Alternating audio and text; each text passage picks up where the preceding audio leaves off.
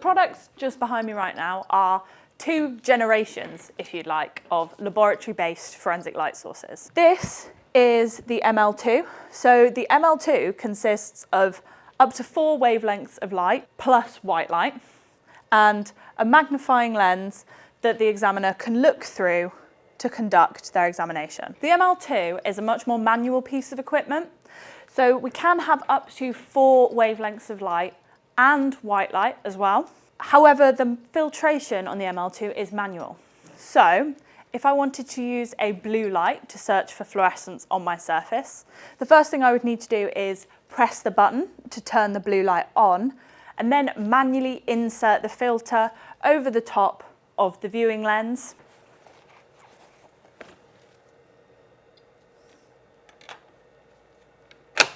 However, once I have done this, I can then maneuver the ML2 over the top of the evidence to search for anything that fluoresces in the blue part of the spectrum. Just at the top of the ML2 here, there is the Crime-lite cam that we can click into place. And actually, the ML2 was quite ahead of its time. There are ML2s used globally in a whole range of different laboratory types. When we use the Crime-lite cam, we can capture images of our evidence onto an external PC.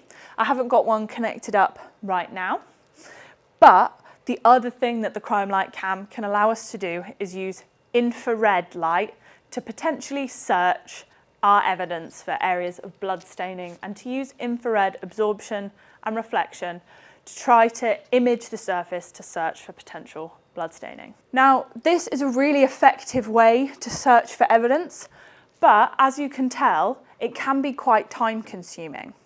So firstly, we do have to manually swap over the filters, and it can be challenging for people who maybe aren't as familiar with light theory to locate and choose the correct filter.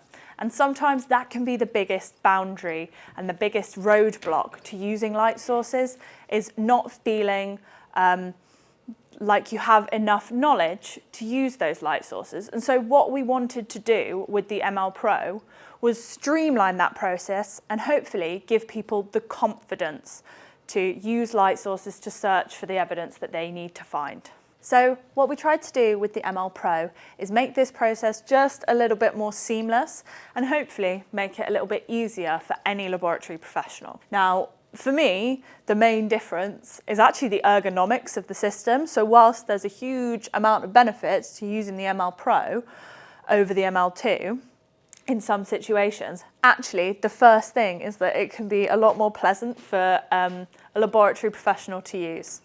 When using the ML, you actually often have to bend your neck over the top of the device to be able to see through the viewing lens.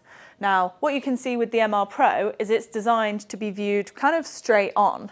So even if it needs to be moved up and down, we can still see through this screen to see the live view. So it's just made with the health and safety of the laboratory professional in mind. Now, when we use the ML Pro, the first thing that we will often do is take an entirety shot of our evidence. So we can lift up the ML Pro and maneuver it so that our whole piece of evidence is in the shot, and press entirety to capture an overview shot of our image so that the whole piece of evidence is actually in shot.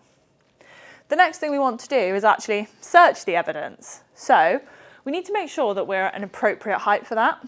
So again, to hopefully make this a little bit easier, we have an alignment LED in ML Pro. So if I move this down so that the line on screen that you can see is now intersecting that dot. That is how we can get the appropriate working distance for the ML Pro we'll set up. So if I now turn that off, what we're able to do is turn on that blue LED again, but rather than me having to manually insert the filters into the viewing pane, you can see that the ML Pro has automatically filtered that light for me. So there are optional bandpass filters and optional other long pass filters that we can use, but we're able to do our examination seamlessly. If I want to switch between different light sources to perhaps see if different things are visible at different points in the spectrum, I'm able to do that on the ML Pro with just the click of a button. So if I now wanted to change to the UV light to see if my evidence looks better or worse, I can do that just through pressing a button and the light's automatically filtered for me. We also have up to 30 times optical zoom on the ML Pro. And when we use that zoom, the system will seamlessly switch between our floodlights and our spotlights. So now, what we may be able to see is that we're illuminating a much smaller area on the evidence, but we're concentrating that illumination over a smaller area. So as we can see here, we can very clearly see our body fluid stain on that area of evidence. So I've captured an image of that into the gallery. Now on the ML Pro, we can capture very quickly a scan of all of the light sources. So if maybe you're a bit intimidated and you don't even know where to start with your examination, with the click of a button, we can scan the whole way across the spectrum by pressing this scan button here, or we can use one of these presets to use specially selected light source and filter combinations to search for those evidence types. So in this case, I've selected the body fluid preset, and what that's going to do is run through a range of different imaging options, so light source and filter combinations, to try and visualize body fluid staining the best on this surface. So every time it applies a different light source and filter combination, the ML Pro will capture an image and save it into the gallery. Once we have captured all of our images into the gallery, like this, we can see all of them displayed side by side, and I can even review an image and compare two images side by side and zoom in and out to compare the same image on the same substrate. So I'm really looking to see which light source and filter combination is giving me the best results on this substrate. So if I perhaps want to screen this same item for areas of blood staining, I'm able to really quickly just switch to the infrared light to see if there are any areas on this surface that will reflect the infrared that maybe visibly looked quite dark. And we can see just here on the label of the tie, there are some areas that visibly look black, but actually, when viewed in the infrared, the label itself reflects the infrared light, and the blood deposited on the label stays dark, so it's absorbing the infrared light. So if we compare these two images side by side in the gallery, we'll actually see the difference that we're able to achieve on this surface.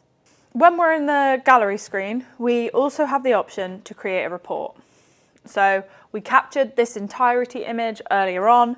If we had multiple entireties, maybe of perhaps the different sides of an item, or maybe inside out as well, we'd be able to select which ones we wanted to include on the report, and we can do this by just making sure that the entirety or entireties we want on our report have a little tick in the bottom right-hand corner.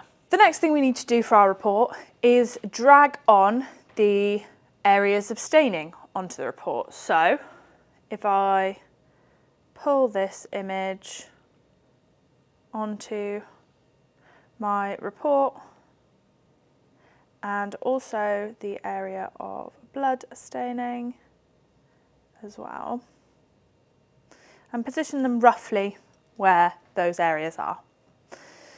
The next tab we have is the ability to add a description of that particular sample.